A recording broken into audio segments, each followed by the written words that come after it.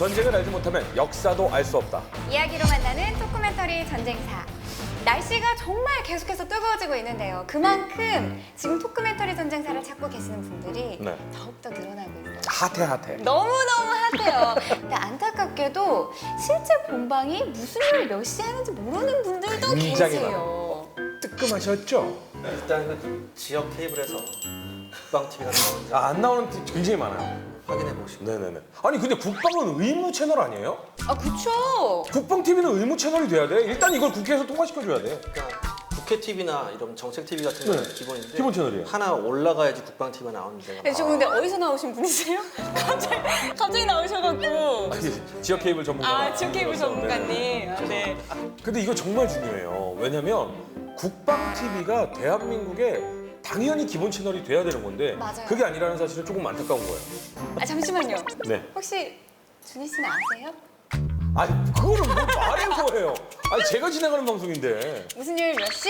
수요일 오후 8시? 맞습니다, 여러분. 네. 국방TV로 본방사수도 좀 해주시고요. 유튜브로도 좋지만 좀 본방으로서도 네. 저희를 챙겨주시면 그렇죠. 더욱더 감사하지 않을까. 그러니까 정말 많이들 응원해 주시는데 그 댓글과 더불어 본방 한 번씩만 사수해 주시면 감사 말씀드리겠습니다. 맞습니다. 자, 지난주에 저희가 계속해서 지중해 패권에 대한 이야기를 쭉 나눠봤거든요. 맞습니다. 근데 이제 아예 이 지중해 패권 전체를 다 차지해버리려는 움직임이 포착이 됩니다. 지중해 무역의 중심 이탈리아를 두고 벌어지는 싸움에 대한 이야기를 한번 나눠볼 텐데 지중해 무역의 중심이자 르네상스를 이끌며 유럽 국가들의 선망의 대상으로 떠오른 이탈리아.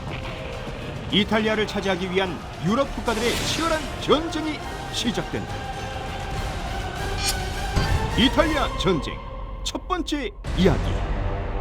이탈리아 전쟁은 생소해요, 사실은. 많이 들어보지는 못했어요. 일어나게 된 배경은 어떻게 되나요?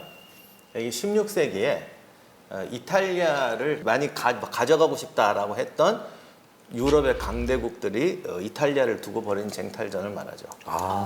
이때가 이탈리아 르네상스의 절정기였거든요. 우리가 지금 유럽에서 가장 화려한 도시, 다들 생각하는 게 파리예요. 그렇죠. 네. 근데 당시 프랑스군이 이탈리아를 이제 한번 침공해서 피렌체에 들어가요. 야, 세상에 이렇게 화려한 도시가 있느냐. 이제 그 정도로 아직 유럽은 문명의 세례를 받지는 못한. 그러니까 이때 유명한 얘기가 하나 있는데 피렌체가 인구가 5만이에요. 8만 5만 그래요.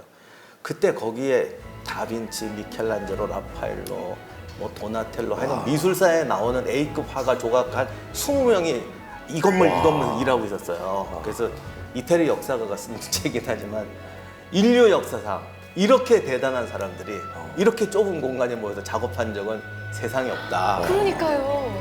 야, 저 도시에 살던 사람들은 너무 좋았겠다. 한마디로 한 집 건너면 조인성 살고 한 집 건너면 전지현 살고 막 이런 곳인 거잖아요. 예술가들이 저렇게 많이 모이고 또 예술이 융성했다는 이유는 그만큼 돈이 많았다는 뜻입니다.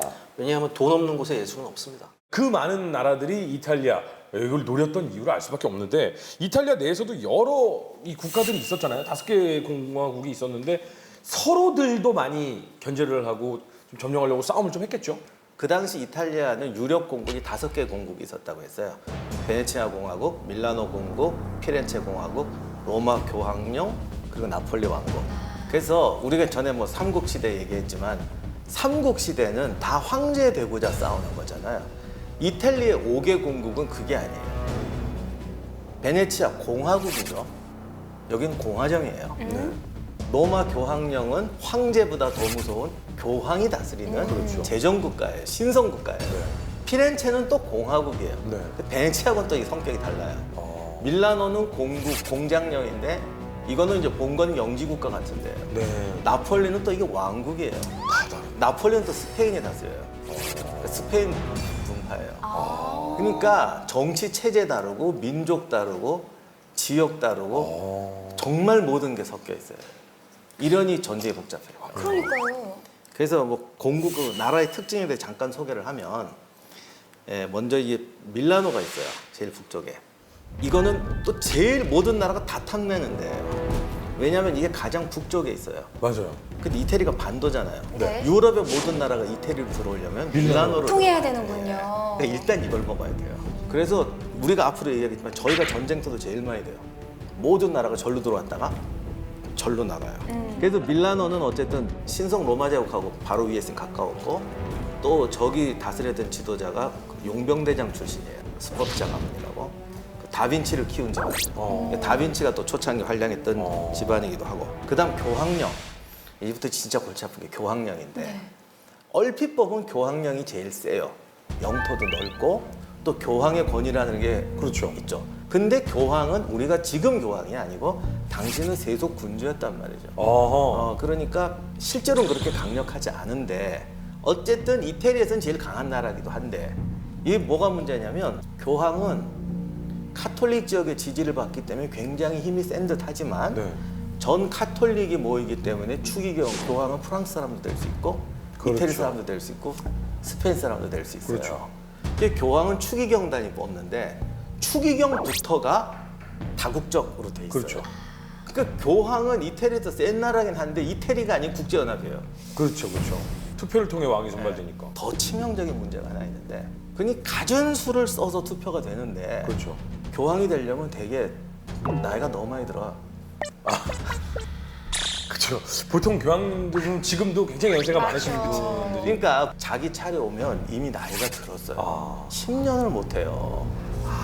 베네치아 공화국 같은 경우는 이 5대 공국 중에서 제일 부유하니까 또 어떤 애국자들은 가서 교황령하고 베네치아가 단합을 해서 주도 세력이 돼서 이태리를 통일하자. 그런데 베네치아는 내가 교황령하고 왜 하냐? 왜냐면 우린 대나면 체제가 다르다는 거예요. 이건 좀 심한 비유인데 사회주의 국가와 자본주의 국가 보고 우리 한민족이 통일하자 그러면 안 하고 만다. 베네치아는 또 동지중해에서 제노바 아시죠? 제노바 알죠. 네. 제노바하고 숙명의 라이벌이었습니다. 무려 13세기에서 14세기에 걸쳐 무려 4차례나 전쟁을 합니다. 4차례나 피 끓는 전쟁을 하고요. 저때 베네치아가 깨달은 게 뭐냐면 영토를 장악하기 위해선 육상에 있는 해상 왕국이잖아요. 베네치아가. 육상에 있는 거점을 확보하는 게 대단히 중요하다는 것을 그 전쟁에서 깨달고 베네치아 바로 옆에 보면 밀라노 있죠? 네. 이 밀라노 쪽으로 계속 손을 뻗습니다.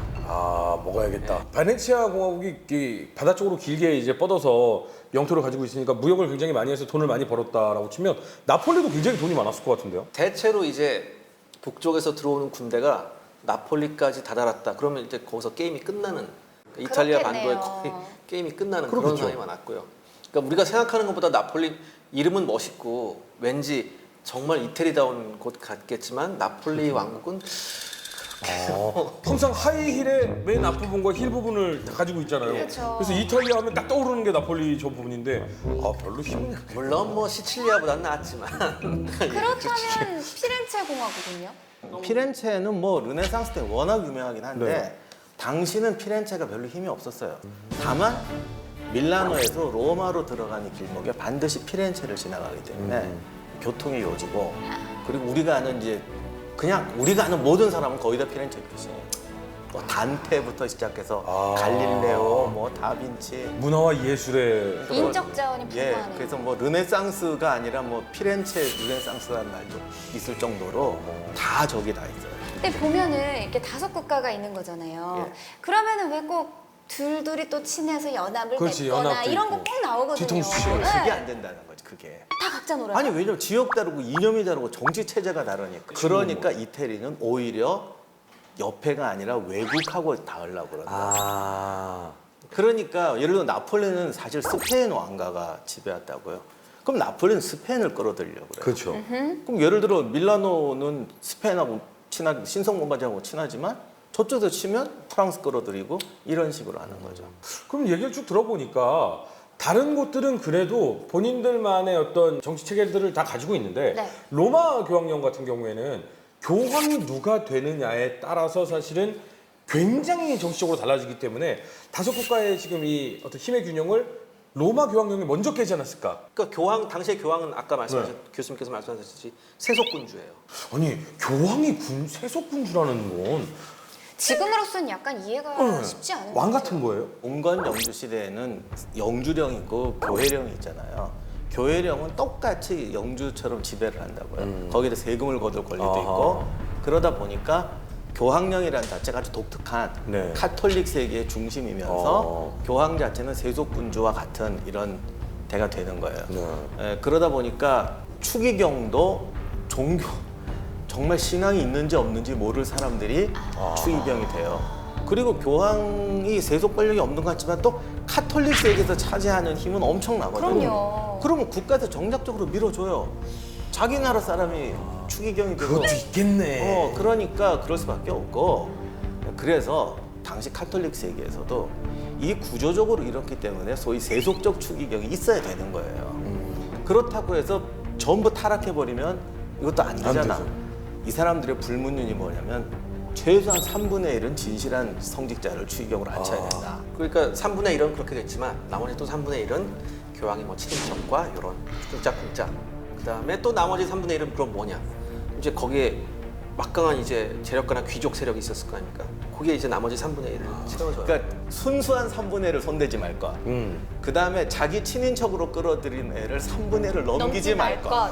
나름 굉장히 합리적인 규칙이 있었네요. 그러니까 나는 이만큼만 해먹을게.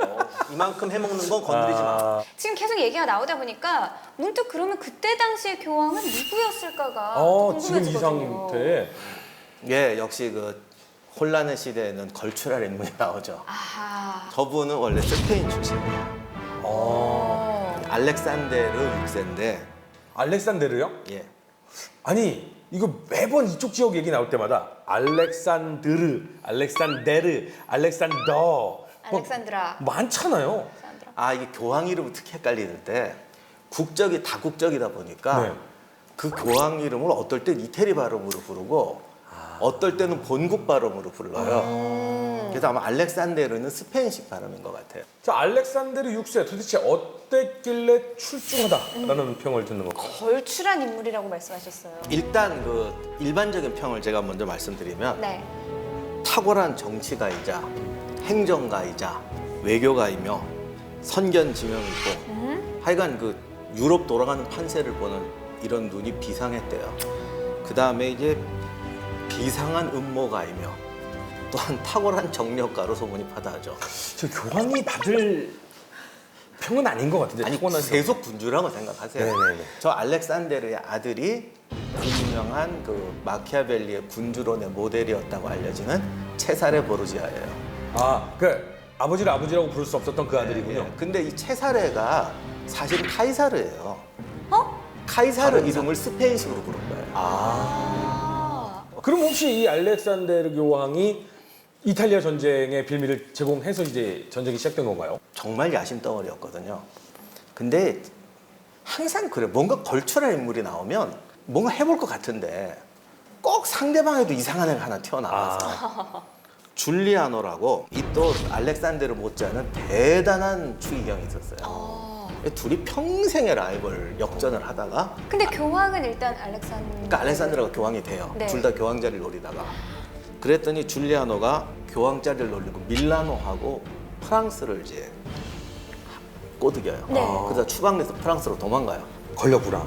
예, 그리고 이제 거기서 프랑스 왕이 샤를 8세인데 야, 샤를리에 또. 샤를 8세를 또 어떻게 구워 삶아서 여기를 이제 침공하게 됩니다. 아, 그래요. 이제 드디어 시작이 되는군요. 근데 이 샤를 8세도 또 독특한 왕이었어요. 네. 저분은 좀 극단적인 평이 많은데 정말인지 모르겠는데 좀 불구였다는 설도 있고. 불교요? 불구. 아, 불구요? 아니 근데 야욕은 좀 없어 보여요. 바로 맞아 그거예요. 아, 도사가 다 돼가는 아 진짜로 것 같아요. 뭔가 이렇게 딱히 뭐 이래도 좋고. 저희가 수천 년 초상화를 보다 보니까 이제 수천 년 초상화를 보다 보면 이제 대충 얼굴 보면 수천 년의 좀 나와요. 동서양 맞아요, 초상화를 맞아요. 보니까. 눈매가 선해. 근데 독특하게 그 굉장히 두 가지를 추구했어요. 네. 하나가 전쟁 영웅이 되는 거예요. 아, 밀리터리 매니아예요.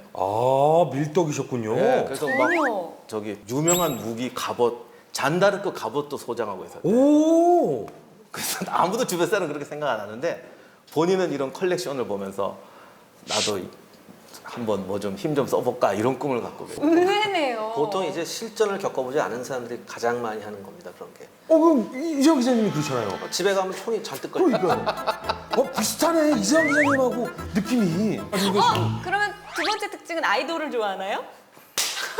야, 그 얘기 하려고 그랬어. 정말요?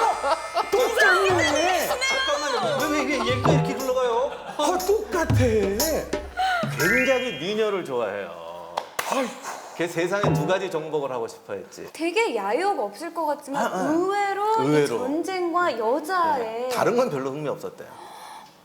아니 그러면 상남자인데요? 줄리아노는 프랑스 출신이었던 거예요? 아니요, 이탈리아 사람이에요. 아 이탈리아 사람인데 글로 도망을 갔다가 샤를 8세를 야 저기 가면은 어마어마하게 예쁜 여자들과 엄청 멋있는 갑옷이 있어라고 꼬셔서 이제 교황농 쪽으로 밀고 들어오게 된 거고. 그렇죠. 근데 이제 교황을 칠 수는 없으니까 나폴리를 치겠다고 그래요. 아하. 아, 제일 밑에. 근데 재밌는 게 항상 목표는 나폴리라고 그래요. 왜냐면 여길 다 거쳐갈 수 있으니까. 거기가 또 스페인이거든. 아. 우리 내내 얘기했잖아. 프랑스하고 스페인이 오랫동안 어떤 관계인지. 네. 그냥 나폴리 내 거 이러면서 와요. 어. 그러면서 쭉 가요. 참 재밌어 세상이. 그러니까 알렉산데르를 일단 날벼락이에요. 그렇죠. 근데 이 프랑스 군대를 교황이 무슨 죄로 막아요? 그렇죠. 당시 이태리는 뭐 군대도 없었거든요. 그럼 뭐 줄리아노는 그래서 로마 입성해서 당장 폐위시키고 자기를 교황으로 만들어 줄 줄 알았어요. 드디어 로마 입성을 했어요. 네. 딱 만나서 내놔 이래야 되는데 갑자기 샤를이 알렉산더 앞에 무릎을 딱 꿇더니 지금 카톨릭에서 그러지만 교황한테 아버지 막 그러잖아요. 네. 그랬더니 알렉산더가 나의 아들아 막 이러는 껴안는 거예요. 뭐지? 왜지? 줄리아노는 뒤집어질 노릇이지. 그렇죠. 사실 전날 밤에 둘이서 밀담을 했어요. 근데 이 알렉산데르가 이 비상하거든요. 뭐 어떻게 이상하게 꼬셔가지고 네가 나폴리 지원하는 걸 내가 지원해 줄게. 내가 원래 스페인 사람이잖아. 나 스페인하고 손 끊고 네 편이 돼줄게. 네가 기존 교황이 너를 밀어주는 게 좋겠어. 네가 네 힘으로 교황을 세워서 걔가 너를 민다고 하면 누가 믿겠어? 아마 이런 식으로 꼬신 거예요. 그렇죠. 아니 왜냐면 교황이라는 것은 신성한 투표에 의해서 결정돼 있기 때문에 누가 강제적으로 만약에 손을 댔다 그러면 프랑스는 전 세계 카톨릭 국가들의 손가락질을 받을 거기 때문에. 그래가지고 갑자기 사람들이 영문을 모르는 거죠. 야. 근데 보고 있던 줄리아노 입장에서는 억장이 무너졌을 것 같은데. 그 억장만 무너졌겠어요. 내가 뭐하러 이 짓 했나 싶어. 그러니까요. 죽 써서 해준다고 그러니까 열심히 밥 차려가지고 자기 적인 알렉산더르한테 바친 거잖아요. 이 바람에 엉뚱한 집안이 날아가요. 누구요? 그 나폴리까지 가다 보면 네. 이제 피렌체를 지나와야 네. 되잖아요. 피렌체 그때 다스렸던 게 우리가 유명한 메디치 가문이에요. 메디치 가문. 근데 아까 말씀드린 그 피렌체가 별로 힘이 없다고. 네. 근데 프랑스 군대가 쳐들어오니 무슨 재주로 막아. 근데 유럽은 우리가 그 얘기 많이 했지만 유럽은 자기 나라를 지키지 못하면 지도자의 자격이 그냥 날아가요. 프랑스 군대가 입성하는 바람에 이 바람에 메디치 가문이 박살이 나고 피렌체가 이제 공화정으로 가요. 하여간 뭐 이렇게 해서 나폴리로 보내요. 그리고 알렉산더는 멀쩡한 거지. 주변 사람만 신났지. 주변 사람만 아작났죠. 약간 예상했던 거와는 조금 다르게 흘러갔지만 어쨌든 샤를 8세가 나폴리를 점령을 했고 그럼 이 뒤에는 좀 어떤 변화가 좀 생겨나나요? 이제 이분께서 참 여자를 참 좋아하시는. 그쵸. 사실 남자 좋아하는 와 건 방금 눈빛 존경심 봤어요? 와. 이분께서. 원래 원래 항구에 나폴리 항구에 그때 미녀들이 많았다고 하네요. 지금은 잘 모르겠는데. 그러고 보니까 나폴리를 주제로 한 그림들이나 뭐 이런 거 보면 여인들 그림들 많이 있잖아요. 원래 항구 도시 같은데 그런 게 많았잖아요. 네. 그러니까 이 샤를 8세께서는 얼마나 흡족하셨겠습니까? 그러면서 이제 자기의 그 꿈이 이루어진 거니까 이제 그야말로 그 뭐랄까요, 그러죠. 근데 뭐라고요?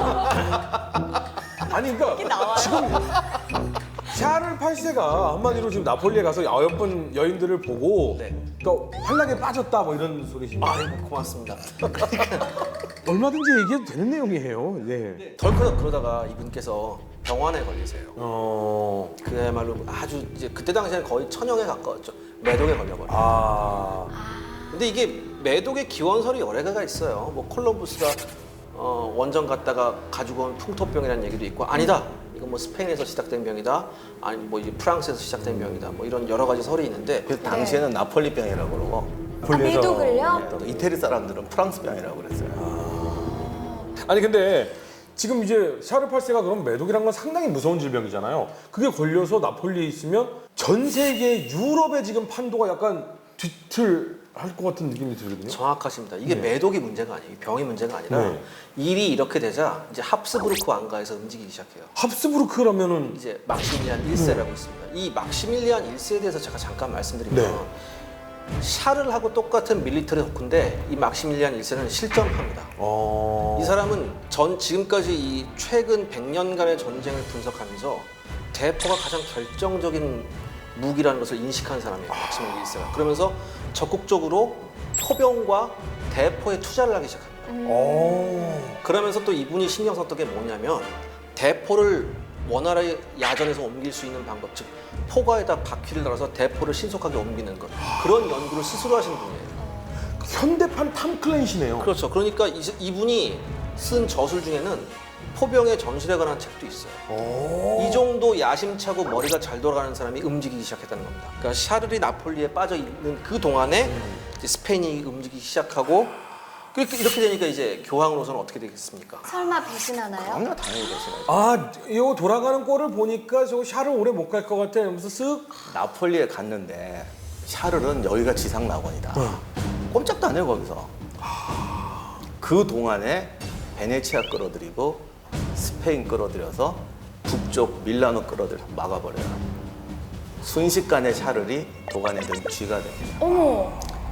아니 그럼 샤를 8세는 어떻게 돼요? 지금 병까지 걸린 상태잖아요. 천하의 샤를도 집에 가야겠다는 생각이 드는 거예요. 이제 안 돼. 집에 가야지.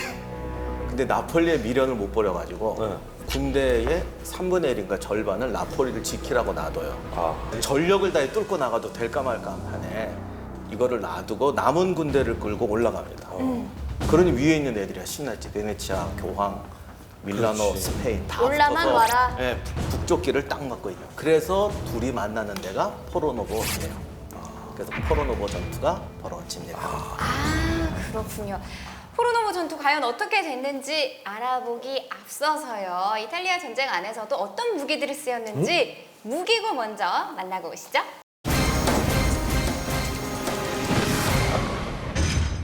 무기고에 오신 걸 환영합니다. 이탈리아의 부유한 도시 국가들을 차지하기 위한 복잡한 전쟁이 일어났습니다.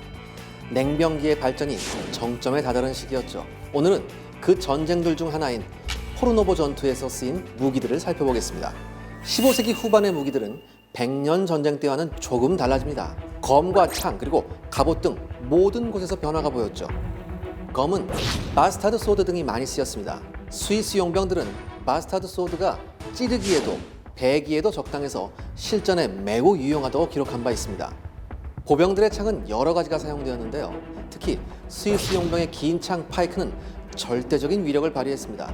파이크는 마치 고대 마케도니아의 긴 창 사리사를 연상시키는데요. 길이는 6m 내외였고 무게는 5kg 정도였습니다. 할베르트나 배틀엑스로 기병을 상대하기 어려웠음을 깨달은 스위스 용병들은 대기병용 무기를 간절히 원했습니다. 그 결과 파이크를 사용하게 되었죠.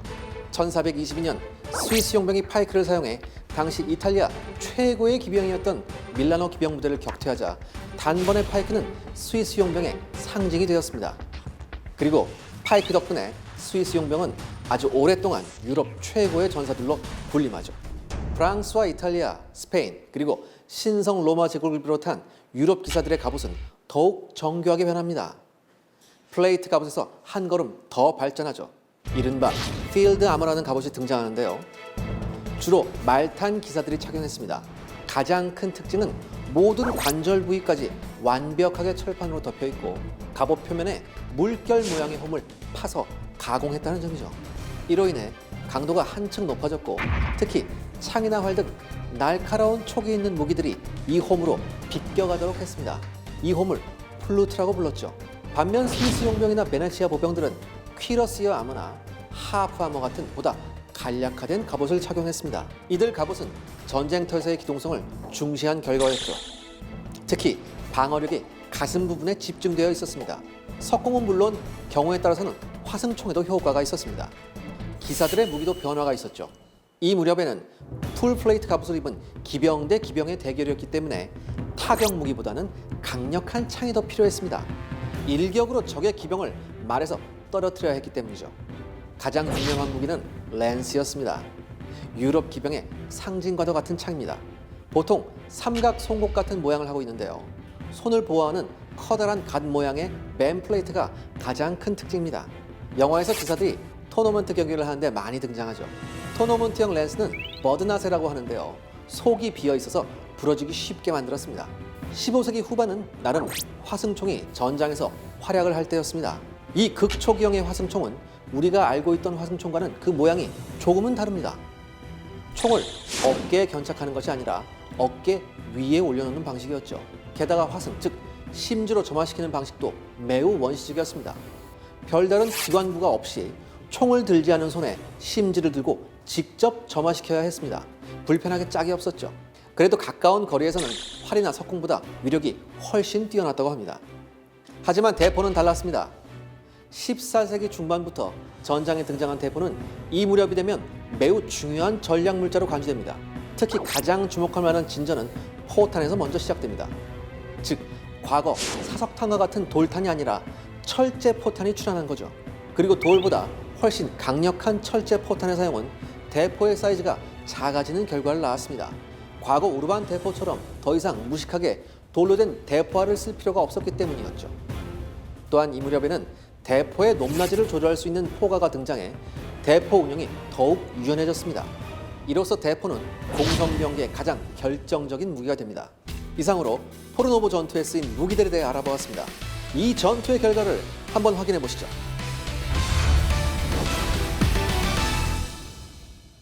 자, 무기고를 보고 오니까 역시 밀떡들이 많이 등장해서 그런지 몰라도 상당히 변화가 감지가 됩니다. 그러니까 이 시대가 이제 기사의 시대에서 네. 이제 보병의 시대로 이제 넘어가는 거죠. 근데 이제 보병의 시대라는 말을 뭐 17세기에도 쓰고 18세기에도 쓰는데 어떻게 보면 보병의 시대, 직업병사의 시대, 상비군의 시대가 이제 열리기 시작하는 그 단계예요. 여기에 이제 두 가지 큰 변화가 나오는데 아까 기자님 얘기하셨던 그 스위스 용병. 스위스 용병은 사실 이전부터 활약을 하는데 스위스 용병이 맹활약을 하면 특히 이제 기사들을 박살을 내는 거예요. 네. 그러면서 그 스위스 보병들이 썼던 장창 보병, 네. 스쿼드런 대형이 모든 이제 주목을 받아요. 이거 완전 새로운 유형의 군대다. 이거를 보고 그러면 스위스 사람이 아니라 우리나라 사람들도 훈련시켜서 이런 새로운 장창 보병대를 만들면 좋겠다. 이런 생각을 했던 사람이 막시밀리안 1세예요. 그러니까 이분은 밀떡이 아니라 진짜였기 때문에 20살 때 자기가 직접 장창을 들고 장창 보병대하고 같이 싸워요. 그거를 이제 덕어 밀치라고 합니다. 네. 밀떡이신데 업을 또 그거 가지고 계신 분을 덕어 밀치라고 불러요. 업일치. 네. 그래서 자기만 왕이 창을 잡으면 지만 잡나? 귀족도 같이 가야지. 그럼요. 그래서 보병들은 이제 우리는 보조병이 아니라 주력이다. 메인병이다. 이런 이제 자각 사기가 오르게 되고 네. 귀족들의 리더십도 바뀌어요. 옛날 귀족들의 리더십은 뭐 나를 따르라. 내지는 니네는 놀아라. 내가 싸울게. 내 수발이나 들어라. 이런 구조였는데 그게 아니라 함께. 내가 비록 대장이지만 우리는 생명을 같이 하는 전우와 함께 싸운다. 이런 이제 시스템이 만들어. 그럼 그것이 쭉 가서 1차 대전까지도 이렇게 이어지는 예. 거네요. 네. 이렇게 되는데 이 창만 가지고는 좀 한계가 있잖아요. 여기서 이 보병의 위력을 더 증가시키는 무기가 두 개가 나오는데 하나가 총이고 하나가 기자님 아까 얘기한 대포예요. 그러니까 이때부터 이제 어떤 화약 무기가 네. 계속해서 이제 급속도로 진화를 하게 되죠. 네. 정규적인 군 편제 내에서 총을 가지고 있는 병사의 비율이 지속적으로 늘어납니다. 그래서 14세기에 이제 이탈리아 신의자 인문학자 페트라르카가 다음과 같이 말을 합니다. 뭐라고 얘기하냐면 몇 년 전만 하더라도 대포는 매우 드물어 모두들 감탄과 경의의 눈길로 대포를 바라봤지만 이제는 대포가 아주 흔한 무기가 되었다. 인간이란 가장 치명적인 기술을 깨우치는 데만 이리도 잽싸고 영리하도다. 이렇게 얘기를 해요. 그러니까 이 초기 대포는 우리가 그동안 많이 얘기했던 청동대포가 많았었어요. 네. 청동대포가 많았는데 이 청동대포가 그렇다면 유럽에서 왜 이렇게 인기가 있었느냐 뭐 이런 얘기를 하시는 분도 있어요. 뭐 철에 비해서 뭐 압력을 잘 견디고 뭐 이렇게 깨지지 않고 이런 얘기도 있었지만 이것도 맞는 얘기인데 더 중요한 게 뭐냐면 유럽에서 옛날부터 교회 종이 있었잖아요. 네네. 이 종을 뭐로 만들었냐면 청동으로 만들었다고. 그러니까 유럽의 기술자들이 예전부터 청동에 대한 주물에 아주 익숙했어요. 덕분에 이 사람들이 청동 대포를 만드는데 훨씬 유리했죠. 근데 이제 그렇다면 이제 철로 만든 대포, 연철 대포 같은 경우에는 주물이 힘들었어요. 왜냐하면 이게 온도를 잘 맞추고 이런 게 힘들었기 때문에 하다가 보면은 이게 기포가 생기고 줌을 만들다 보니까 이렇게 되니까 반씩 쪼개서 나눠서 이걸 용접을 했다고요. 그러니까 이게 훨씬 강도가 약했죠. 그쵸. 그래서 그때 당시에 연철 대포를 보면 용접을 한 다음에 쇠링으로 이걸 끼워요. 끼워서. 벌어지지 말라고. 그렇죠. 당연히 내 손에 익은 거, 나한테 익숙한 것이 만들기가 쉬우니까 청동대포가 유행을 했겠네요. 근데 이때 당시하고 그러면 오스만하고는 시대가 어때요? 오스만의 청동대포 시대하고. 오스만의 청동 대포 시대하고 좀 겹치긴 하는데 네. 예전에 제가 한번 말씀드렸죠. 오스만은 대포에 대한 개념을 잘못 잡았어요. 오스만은 계속 벽보시는요. 크게. 아, 그때 유럽에서는 네. 이 대포를 작게 만들어서 바퀴까지 달면서 실용성 있게. 병사들에게 쏘는 용으로. 그렇죠. 지금 허준 씨께서 대단히 중요한 포인트를 짚으셨는데, 그러니까 16세기 경이 되면 포병들이 공성용 포병하고 야전용 포병을 구분을 해요. 그때부터. 그래서 공성용 포병은 큰 대포를 쓸 수 있지만 야전용 포병은 방금 말씀하셨듯이 바퀴를 달아서 신속하게 움직일 수 있는 쪽으로 이렇게 바뀌고, 그다음에 또 재밌는 게 이게 15세기 전문가들이 각국의 대포에 대해서 내린 그 평가가 있습니다. 네. 거기 뭐라고 나오냐면은 독일인들은 일처리가 꼼꼼하고 정확해서 독일 대포는 믿을 수 있다. 그 다음으로 독일의 제조 과정을 그대로 따라한 베네치아산이 두 번째다. 반면 성미가 급한 스페인과 이탈리아제 대포는 하급품이다.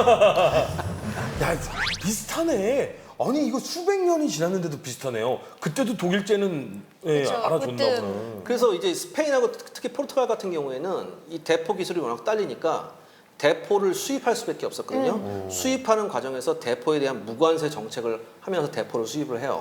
근데 자체적으로 대포 기술이 없다 보니까 17세기 정도 되면 스페인이나 포르투갈은 만성적인 대포 부족에 시달리게 됩니다.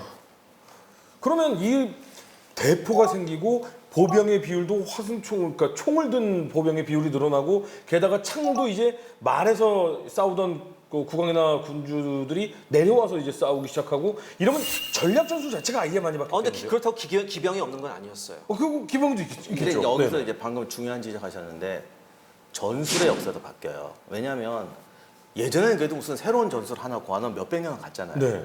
기술의 시대에 접어드는 거예요. 유명한 전투 때마다 총의 성능, 대포의 성능이 달라져요.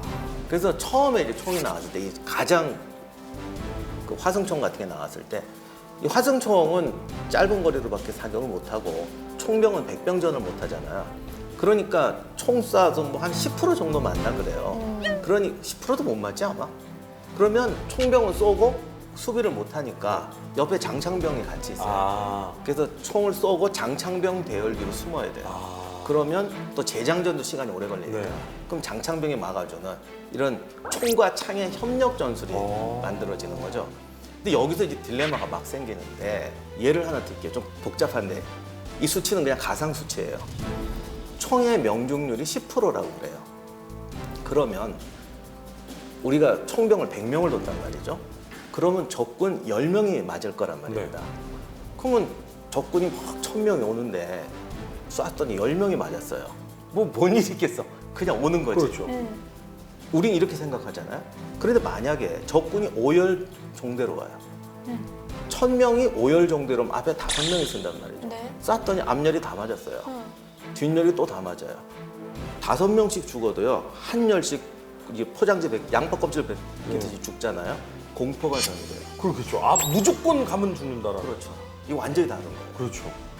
그러면 우리가 진격할 때는 대응을 어떻게 해야 되고 소총병은 몇 명이나 둬야 되고 이거를 사이사이에 둘 거니 가운데 둘 거니 외곽에 둘 거니 어디를 쏘고 어떻게 빠질 거니 이런 게 굉장히 복잡해져요. 복잡해졌네요. 제가 뭐 일일이 다 설명을 못 드리는데 이 시기에 벌어진 중요한 전투가 벌어질 때마다 뭔가 이런 새로운 깨달음 그리고 중요한 건 이건 실험을 못 하잖아. 그렇죠. 실전에서 해야 되니까. 그렇죠. 근데 실전에서 이 교수님께서 말씀하셨듯이 이 실전에서 이 대형 자체가 아주 변화무쌍해져요. 한 번은 소총병만 모아놓고 한번 쏘고 빠지고 이렇게 해보니까 이게 나을까? 다른 게 나을까 했는데 이런 전투 경험이 있었어요. 우리도 장창을 가지고 있고 저쪽도 장창을 가지고 있단 네. 말이에요. 그러니까 서로 장창이 닿는 거리에서 서로 이러고 있는데 여기서 새로운 전술이 나오는 거예요. 바로 장창병 뒤에서 총이 딱 튀어나와서 빠바박 쏘는 거예요. 거기서는 화승총을 대충 쏴도 명중이 맞죠. 된다. 그러니까 이러한 이 여러 가지 전술의 변형이 여기서 계속해서 변형이 되는 거예요. 그리고 뭐가 낫다, 뭐가 낫다 이런 식으로. 그래서 이거를 카라콜레 기동이라고 그랬는데 카라콜레 기동에 대해서는 뭐 여러 해석이 있는데 뭐 달팽이란 뜻도 있대요. 생각해보면 그건가 봐. 달팽이가 이 자기 집에서 쑥 나왔다 들어갔다 하는데 나올 때는 엄청 연약하잖아. 그렇죠. 그리고 또 들어가고 아마 그거를 비유했을 수도 있는데 총이 왔다 갔다 하는 걸 이렇게 할 수도 있어요. 한 가지 분명한 건 장창병들은 굉장히 만성적인 귀 질환에 시달렸을 것 같다는. 그런 거 있었어요. 그잖아요. 스위스 용병의 사례를 보면 그 항상 귀마개 비슷하게 이게 소음으로 틀어막았다는 병사들도 있었고 귀 먹어서 잘 안 들리는 병사들도 있었고. 그렇죠. 총을 옆에서 쏘는데. 그래서 이게 정말로 보병의 역할도 중요해지지만 직업군인 이런 사람들의 가치가 말 못하게 높아지는 거예요. 그러면서 이제 17세기가 되면 이른바 이제 더 이상 화승총이 아니라 플린트락이 나오면서 플린트락 소총이 나오면서 더 이상 창병이 필요 없이 총이 기니까 거기다 앞에다 소켓 칼을 끼우자. 이러면 창도 같이 쓸 수 있잖아. 이렇게 바뀌어버려요. 자, 좋습니다. 이렇게 변화가 본격적으로 시작되고 전력 전술이 본격적으로 시작됐던 그 시기에 이탈리아에서 벌어진 전투, 포르노보 전투 얘기를 한번 본격적으로 해보도록 하겠습니다. 이 포르노보 전투는 전투 자체는 좀 맥락해요. 사실 보면 샤르도 완전히 덫에 걸렸어요. 거기서 멍청하게 다 뚫고 지나가도 지금 목숨을 걸고 돌파해도 될까 말까 한 상황에 수비대는 또 놔두고 왔어요. 그러니까 지금 정리를 해보자면 샤를이 밑에 나폴리에서 허우적대고 있다가 매독도 걸리고 그러다가 스페인에서 북부를 막으면서 넌 이제 동안에 쥐야라고 할 때 뚫고 올라가다가 만난 전투가 포르노보 전투죠. 알프스를 넘어서 이제 프랑스로 돌아가야 돼요. 베네치아, 스페인 뭐 이런 길을 막고 있고 네. 강화폐를 막고 있었어요. 이건 정말 방법 없어요. 병력도 2배예요. 거기다가 얘들은 앉아서 기다리고 있었고 샤를 군대는 나폴레에서 지쳤죠. 여기까지 그렇죠. 먼 길을 행군해와서 허덕허덕한 상황이었어요. 전투는 뭐 특별히 전술할 거 뭘거 그냥 간단히 말하면 뚫고 나가네요. 강 건너서 적진을 뚫고 집으로 간다. 그래서 뚫었는데 기다리고 있어요. 아니요. 전사자가 샤를 군대가 600인가 800? 방어하던 스페인 베네치아 연합군이 1200명이죠. 우와. 얘들은 깨끗하게 돌파하고 나가요. 네? 그래서 집에 가요. 아니 이게 어떻게 된 거예요? 다만 가지고 왔던 모든 전리품은 놓고 갔어요. 그러니까 일단은 도망가야 될까? 무조건 빠르고 강력하게 뚫고 도망가겠다라는. 그렇죠. 근데 그게 효과 있을 수도 있어요. 이때 군대는 그거 봤으면 저기에 더 눈독을 들여요. 옥자라는 그 영화 보면은 미자가 돈을 이렇게 던지니까 할아버지가 막 돈 줍는단 말이에요. 그때 도망간단 말이에요. 그러니까 여기서도 전리품을 여기다가 싹 버리고 가면 군대가 가만히 있어봐. 내가 여기서 싸우다가 그렇지, 괜히 그렇지. 뭐창 맞고 이러면은 그럼 저거 못 주스면 나만 손해잖아. 약간 요런 완전 게. 손해죠. 예. 그래서 이 지친 군대가 그냥 뚫고 갔는데 일단 여기서 또 이태리의 약점이 하나 나오는데 이태리에는 뭐랄까 이탈리아를 위해 싸운다 이런 마음이 아직 없어. 내가 여기를 막으면 이게 누구 덕이 되는 거 이렇게 되는 거예요. 그때 아마 그나마 제대로 프랑스하고 싸운 게 아마 스위스 용병이었을 거예요. 그리고 이때부터 프랑스가 스위스 용병에 대한 정말 깊은 인상을 가져요. 그러면서 뭐라고 생각하냐면 프랑스는 이 다음부터 다음 전투 때는 저 스위스 용병을 꼭 우리 편으로 끌어야 된다. 그 이런 정도로. 그래서 다른 나라보다 더 많은 액수를 제시하니까 이제 스위스 용병이 프랑스에 붙게 되죠. 그러니까 이게 완전히 다른 건데 우리 생각에는 이탈리아를 위해 싸울 것 같은 베네치아 공화국 군대는 그냥 쟤들 보내자. 스위스는 아무 상관이 없지만 얘들은 기업이기 때문에 우리가 잘 싸워야 앞으로 또 계약할 수 투자받는 있다. 손님이 또 온다, 이거. 그래서 거꾸로 스위스 용병은 싸우고 베네치아 군대는 보내고 저거. 근데 얼마나 많이 놓고 갔냐면 싸그리 놓고 갔어요. 싸그리 놓고 가서 샤를의 말 한 장부터 시작해서 일상용품까지 다 놓고 갔는데 여담이지만 최고의 전리품이 나폴리에 있을 때 맨 여자만 찾아다녔는데 네. 요즘 카메라 찍듯이 자기랑 이렇게 사귀었던 여자들 초상화를 다 그려가지고 그림첩을 만들어서 기념으로 가져가고 있어요. 게다가 이탈리아 아니에요 지금. 줄 가치가 있습니까? 있죠. 저게 진짜지. 아니 생각해봐요. 지금 그 르네상스 그 문화의 융성기에 그려졌던 그림 한 점의 값어치와 돈이 얼만데. 그렇죠. 그 지금 두 분이 생각하는 건 다른 의미로 아니 것 왜 그러세요? 같은데요? 따라 무슨 의미로 그렇게 아니 맞아요. 값어치가 있어요? 아 그럼요. 중요한 건 그 그림책이 지금 남아있는지 어디 있는지는 모르겠어요. 나 안타깝게. 근데 아무튼 그런 것까지 놓고 갔어요. 그러니까 아마 말씀대로 그거 노려서 군대가 안 싸우는 효과도 있었을 거야. 그 어쨌든 이건 중요한 결론이 뭐냐면 네. 이태리는 침공하기 쉽다라는 걸 온 유럽에 가르쳐줘요. 그 다음부터 이제 온 유럽이 이탈리아를 노리기 시작합니다. 그러면서 이제 이탈리아는 이제 그야말로 어떻게 보면 쑥대밭에 아주 문전에 이제 딱 있는 거예요. 모든 유럽 국가가 다 나 이제 이탈리아로 갈래. 그러니까 전쟁하면 얻을 수 있는 최상급품이 거기 다 있어요. 그럼요. 거기 어마어마한 문화예술품들이 거기에 진짜 잔뜩 쌓여 있을 텐데. 그러니까 지금도 이태리 가면 큰 멋있는 조각 있잖아요. 거기에 얽혀있는 전설은 다 이거예요. 누가 이거 가져가려다 못 가져갔다. 누가 이거 가져가려다 못 가져갔다. 그러면 그거는 좋은 작품이라는 거예요.